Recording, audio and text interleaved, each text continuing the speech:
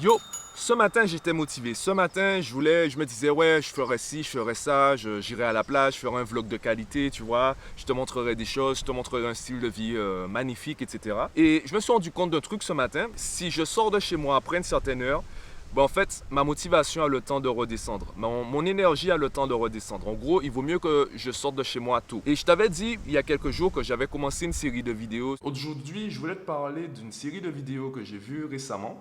Ça a commencé avec une vidéo que j'avais vue il y a peut-être une semaine où on expliquait dans la vidéo, donc ça parlait de la loi de l'attraction, etc. On va revenir dessus. Je me suis rendu compte que je me concentre sur mes objectifs de manière ponctuelle. Et dans la journée, j'ai des vagues, ouais, on peut dire cela comme ça. J'ai des hauts, j'ai des bas en termes d'énergie et surtout en termes d'émotion. Mon état émotionnel dérive un peu en fonction de ce qui se passe dans la journée. Alors tu as envie de me dire, c'est le cas de tout le monde. Tu ne peux pas passer la journée à sourire, on va même parler de sourire bêtement. Tu ne vas pas passer la journée forcément dans la joie. Il y a peut-être des choses qui vont se passer, tu vas rencontrer des gens. Du coup, c'est normal que ton émotion varie, etc.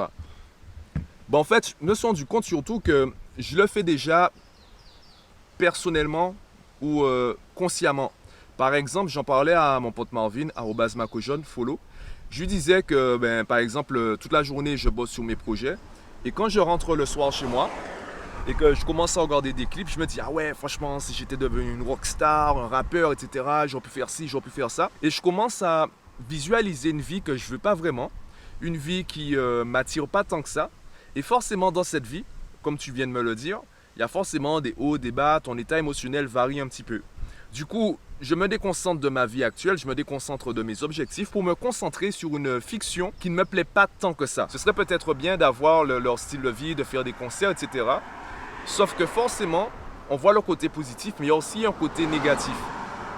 De la même façon, en fait, c'est comme, je pense qu'on te l'a déjà dit, ouais, t'es trop chanceux d'avoir ci, d'avoir ça. Et toi, tu te dis, ouais, mais vous savez pas ce qu'il y a derrière. J'ai de la chance d'avoir ça, mais en fait, j'ai travaillé pour l'avoir. Et quand vous me dites j'ai de la chance, mais en fait, vous niez tout ce que j'ai fait avant pour obtenir cela. Et forcément, en fait, lorsqu'on prend du recul, on se rend compte qu'on a tous plus ou moins la même charge mentale. C'est juste qu'elle est concentrée sur des choses différentes.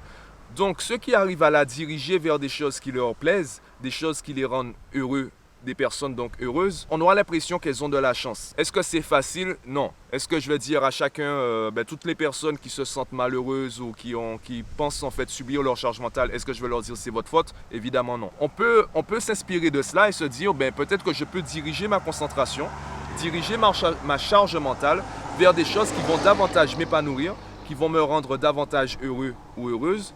Et voilà, j'allais continuer la phrase, mais en fait elle s'arrête là. Donc, on peut essayer de faire cela. Même si tu arrives à influencer de 10%, c'est toujours 10% de positif de gagner. Et ce matin, justement, en me préparant pour partir à la salle de sport, en fait, j'ai eu certaines pensées, j'ai eu certaines influences extérieures, des appels. Et j'ai failli commencer à me concentrer. Enfin, j'ai failli. J'ai envie de dire que j'ai failli, mais en fait, je l'ai fait. J'ai commencé à me concentrer sur des choses qui vont me rendre un peu stressé, voire négatif. Du coup, le livre que je suis en train de lire, Plus malin que le diable, justement, l'extrait que j'ai choisi de lire aujourd'hui, puisque oui, après la salle de sport, j'avais le choix entre aller à la plage, faire ci, faire ça. Et je me suis dit, non, Mathieu, arrête-toi. Fais quelque chose que tu sais que tu n'es pas censé le faire, mais fais-le. Je me suis isolé, isolé. Il y avait quand même du monde. C'est un coin qui est assez utilisé par les travailleurs pour peut-être leur pause déjeuner, peu importe. En fait, c'est un coin assez calme, à Bas-du-Fort, au Gosier.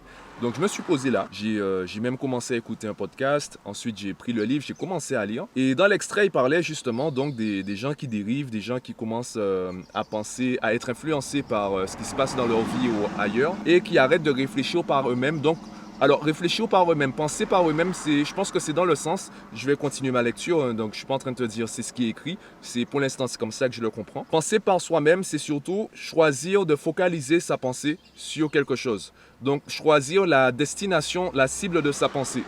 Si tu es influencé par un truc qui s'est passé, par exemple le journal télévisé, moi j'ai arrêté de regarder la télé depuis plusieurs années, encore plus concernant le journal télévisé, parce que je me laisse influencer par ce qui se passe dans le monde. Des choses, en fait, je n'ai pas de pouvoir immédiat. Je préfère me concentrer sur quelque chose que je peux faire actuellement, plutôt que de penser à tous les problèmes qui ont lieu dans le monde et finir avec la question, à quoi bon?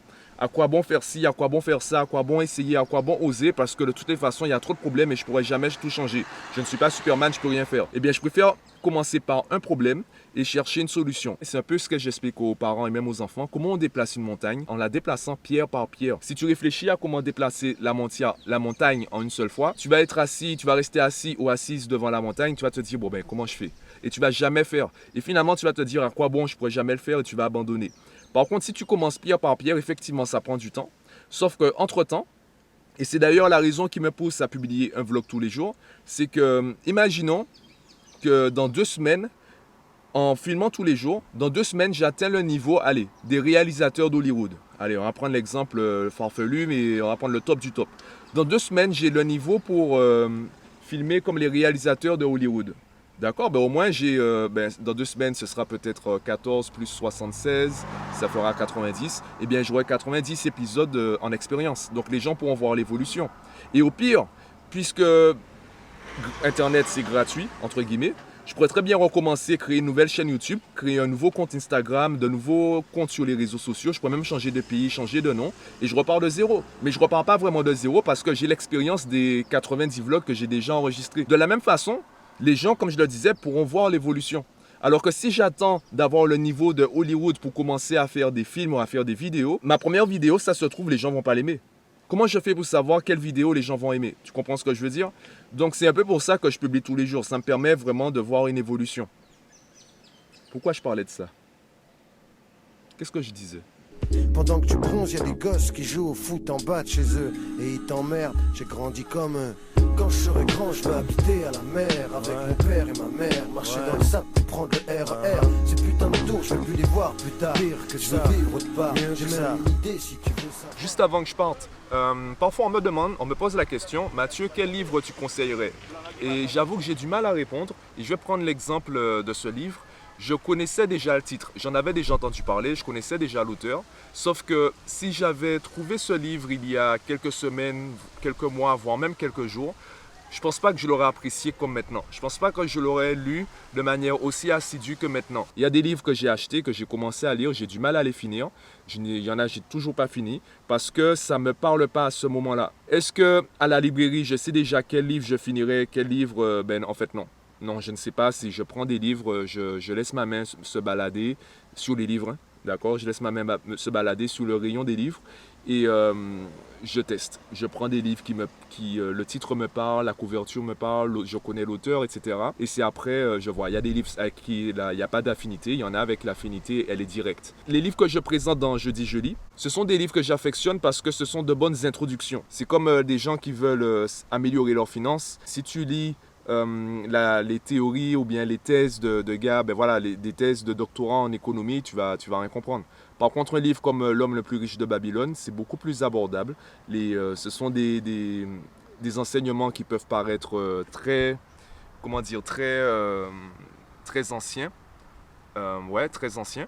Et ça reste très abordable, très facile à appliquer et c'est un très bon début. Et c'est d'ailleurs pour cela que je propose les livres à travers le service Un bon livre s'il te plaît, parce que au bout d'un moment, tu as beaucoup de livres dans ta bibliothèque, il y en a que tu n'as pas forcément envie de relire ou même de finir, sauf que c'est là et tu n'as pas forcément envie de les jeter, puisque après tout, ce sont des livres, c'est super intéressant quand même, ça peut parler à quelqu'un.